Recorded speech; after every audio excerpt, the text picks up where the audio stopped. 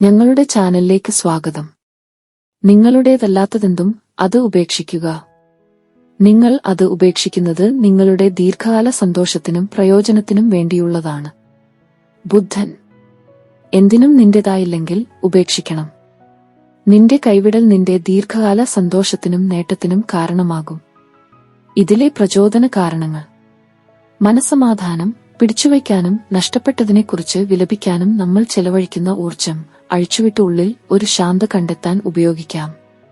പുതിയ അവസരങ്ങൾ കയ്യിൽ നിന്നും ചിതറിപ്പോയത് ശാശ്വതമല്ല, അതിനെയും കടന്നുപോയാൽ നമുക്ക് കൂടുതൽ മികച്ചതും നമ്മുടെ ജീവിതത്തിന് യഥാർത്ഥത്തിൽ ഗുണകരവുമായ പുതിയ അവസരങ്ങൾ വന്നുചേരും. സ്വയം തിരിച്ചറിയൽ: നമ്മുടെ പിടിച്ചുവയ്ക്കലുകൾ ഏതൊക്കെയാണെന്ന് തിരിച്ചറിഞ്ഞ് അവ ഉപേക്ഷിക്കുന്നത് നമ്മുടെ ഇഷ്ടങ്ങളും മൂല്യങ്ങളും കൂടുതൽ വ്യക്തമായി മനസ്സിലാക്കാൻ സഹായിക്കും. സ്വതന്ത്രത: നമ്മളെ ബന്ധിച്ചുകെട്ടുന്ന അനാവശ്യമായ കെട്ടുകൾ നിഷ്കാസനം ചെയ്യുമ്പോൾ നമുക്ക് യഥാർത്ഥ സ്വതന്ത്രത അനുഭവിക്കാൻ കഴിയും. ഊർജം ഉപയോഗിക്കൽ: പിടിച്ചുവയ്ക്കലിനു പകരം നമ്മുടെ ഊർജം നമ്മുടെ പുതിയ കാഴ്ചപ്പാടുകളുടെയും സ്വപ്നങ്ങളുടെയും നേട്ടത്തിനുവേണ്ടി ചെലവഴിക്കാം. കൂടുതൽ പ്രചോദനത്തിനായി: ഒരു തുള്ളി മഴ പോലെ നിന്റെ കരങ്ങളിൽ പിടിച്ചുവയ്ക്കാൻ കഴിയാത്തത്ര ചെറുതാണ് ചില കാര്യങ്ങൾ, എന്നാൽ അവ നിന്നെ തണുപ്പിക്കാൻ മതിയാകും. എലി വിസൽ: നീ ഒരു പക്ഷിയാണ്, കൂട്ടിൽ ഇരിക്കരുത്. നിന്റെ ചിറകുകൾ വിടർത്തുക, ആകാശത്തേക്ക് പറക്കുക. വികടർ ഹ്യൂഗോ: നീ ഒന്നും നഷ്ടപ്പെടുത്തുന്നില്ല, മാത്രമല്ല ശക്തനും പ്രകാശവാനും ആയി നീ തിരിച്ചുവരും. മയ ആഞ്ചലോ: ഈ വാക്കുകൾ നിങ്ങളുടെ മനസ്സിൽ പ്രകാശം കൊളുത്തി ചിതറിപ്പോയ കാര്യങ്ങളെ ഉപേക്ഷിച്ച് പുതിയ തുടക്കത്തിനായി പ്രചോദനം നൽകട്ടെ.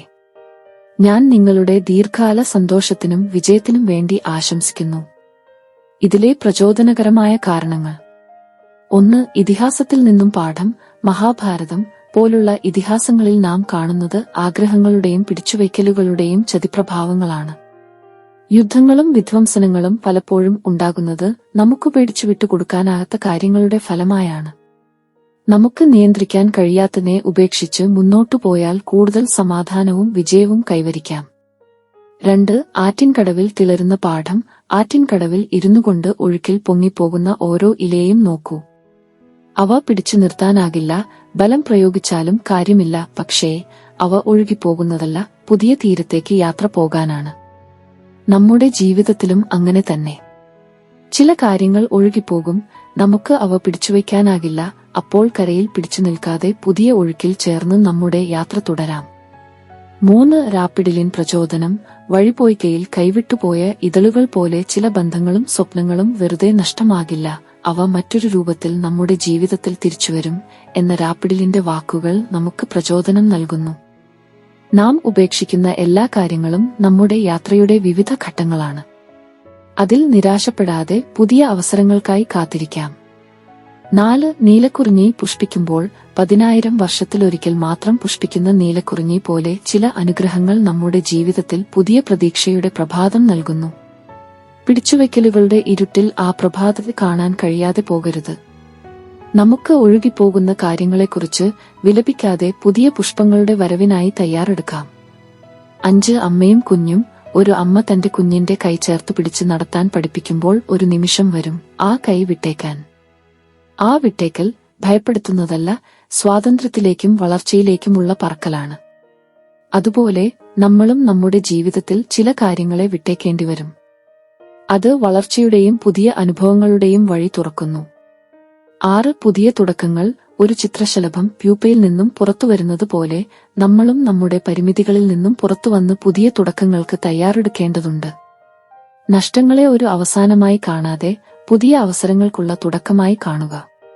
7. പറക്കുന്ന കിളികൾ. നമ്മുടെ ജീവിതം ഒരു കൂട്ടിൽ അടച്ചിരിക്കുന്ന കിളി പോലെ ആയിരിക്കരുത്.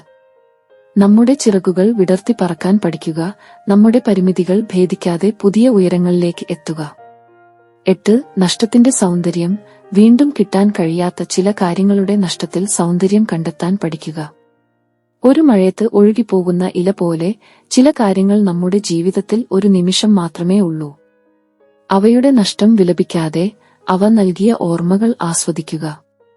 9. നദിയുടെ ഒഴുക്ക്. നമ്മുടെ ജീവിതം ഒരു നദിയുടെ ഒഴുക്ക് പോലെയാണ്. ചില കാര്യങ്ങൾ ഒഴുകിപ്പോകും, പുതിയവ കടന്നുവരും. ഈ ഒഴുക്കിനൊപ്പം നീന്തി മുന്നോട്ടു പോകാൻ പഠിക്കുക. ചില കാര്യങ്ങൾ നമ്മുടെ നിയന്ത്രണത്തിലല്ലെന്ന് മനസ്സിലാക്കുക. Story now. കേരളത്തിലെ ചിതലരിച്ച മണ്ണിൽ കർക്കടത്തിന്റെ തിമിർത്ത മഴയത്ത് ജനിച്ചു വീണു ഒരു ചെറിയ ചിനക്കുഞ്ഞൻ. നെല്ലിൻ പാടത്തെ കാറ്റത്തും പുഴയുടെ സംഗീതവും കൂട്ടായി വളർന്ന കൊച്ചുപയ്യൻ കാട്ടുപുഴയുടെ ഒഴുക്കിൽ കിടന്ന ഒരു ചുവന്ന കല്ല് കണ്ടെത്തി. തിളച്ചുമിന്നുന്ന ആ കല്ലിൽ അവൻ മഹാഭാഗ്യം കണ്ടു. ജീവനിൽ കിട്ടിയ ഏറ്റവും വിലപിടിച്ച വസ്തുവായി അവൻ അതിനെ കൊട്ടാരത്തിലെ കാഴ്ചക്കൂട്ടിൽ സൂക്ഷിച്ചു. ദിവസങ്ങൾ കടന്നുപോയി. കൊച്ചുമോൻ സ്കൂളിൽ പോയി, കൂട്ടുകാരുമായി കളിച്ചു, നെല്ലിങ്കതിരാടിയ കണ്ടു. പക്ഷേ ഓരോ രാത്രിയിലും കാഴ്ചക്കൂട്ടിലെ കല്ല് അവനെ വിളിച്ചു പറഞ്ഞു. സുഹൃത്തുക്കളുടെ കൂട്ടുചേരലിൽ അവന്റെ മനസ്സ് അവിടെ ഉണ്ടായിരുന്നില്ല. പുസ്തകത്തിലെ അക്ഷരങ്ങൾക്കു പകരം കല്ലിന്റെ തിളപ്പ് അവൻ കണ്ടു. അവൻ സ്വതന്ത്രനായിരുന്നില്ല, കല്ലിന്റെ പിടിച്ചുവയ്ക്കലിൽ തളച്ചിടപ്പെട്ടിരുന്നു.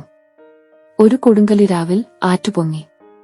ചുവന്ന കല്ല് സൂക്ഷിച്ച കാഴ്ചക്കൂട്ട് ഒഴുകിപ്പോയി. ഹൃദയം പിടയും കൊണ്ട് ഓടിച്ചെത്തിയ കൊച്ചുമോൻ കണ്ടത് ശൂന്യമായ സ്ഥലമാണ്. കണ്ണീര് വരുമൂട്ടെ അവൻ തിരിച്ചറിഞ്ഞു, അത്രയും വിലപിടിച്ചെന്ന് കരുതിയ കല്ലിൽ തന്റെ യഥാർത്ഥ ഭാഗ്യം ഇല്ലായിരുന്നു. പുലരി വന്നപ്പോൾ കൊച്ചുമോൻ ആറ്റിൻകരയിൽ ഇരുന്നു. ഒഴുക്കിൽ നഷ്ടപ്പെട്ട കല്ലിനെ വിലപിക്കാതെ കിളികളുടെ പാട്ടും സൂര്യപ്രകാശവും ആഘോഷിച്ചു. ആ നിമിഷം അവൻ മനസ്സിലാക്കി, നമ്മുടെ കൈവിട്ടുപോകുന്ന എന്തിലും പിടിച്ചുവയ്ക്കാതെ നമ്മുടെ ചിറകൾ വിടർത്തി പറക്കുന്നതാണ് യഥാർത്ഥ സന്തോഷം. ജയ് ഹിന്ദ്. നിങ്ങളുടെ സമയത്തിനും ശ്രദ്ധയ്ക്കും നന്ദി. ഞങ്ങളുടെ വീഡിയോ നിങ്ങൾക്ക് പ്രചോദനമാകുമെന്ന് ഞങ്ങൾ പ്രതീക്ഷിക്കുന്നു. നിങ്ങളുടെ സുഹൃത്തുക്കൾക്കും കുടുംബാംഗങ്ങൾക്കും വീഡിയോ ലൈക്ക് ചെയ്യാനും അഭിപ്രായമിടാനും പങ്കിടാനും ഞങ്ങൾ അഭ്യർത്ഥിക്കുന്നു. ഇതുപോലെയുള്ള മോട്ടിവേഷണൽ വീഡിയോകൾക്കായി ഞങ്ങളുടെ ചാനൽ സബ്സ്ക്രൈബ് ചെയ്യുക. ജയ് ഹിന്ദ്.